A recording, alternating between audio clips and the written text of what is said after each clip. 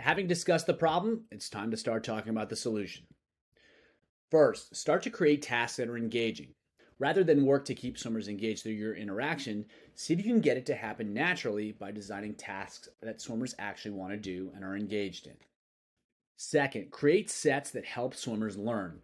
Rather than having to teach swimmers, if their training can do the teaching for you, you're going to make a lot more progress and it's going to be a lot easier to manage working with multiple athletes and especially large groups. That might sound a little strange, but you already know how to do this. So, an example, paddle cap freestyle. You put a paddle on the top of their head, you tell them to swim, all of a sudden their head stops moving and their breathing gets a lot better.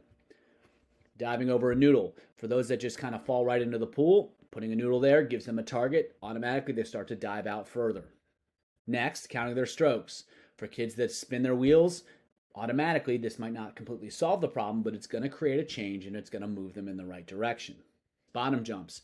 Coming off the wall in a great line is really important skill.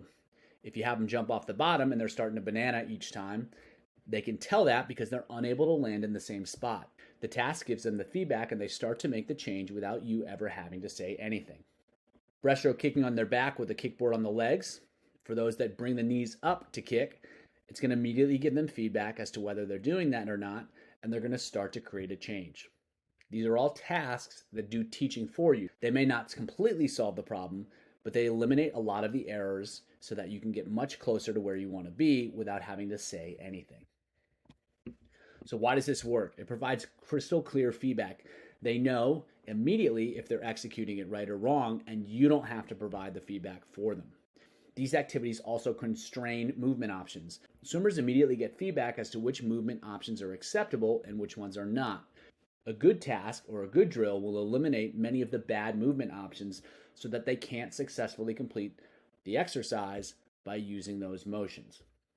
It's also a fun challenge because it gives the kids something to work on and they get feedback on it and they can see their progress. Last of all, you can train these activities. You can perform them fast, you can perform them under fatigue, you can really work them and they'll still get the same clear feedback.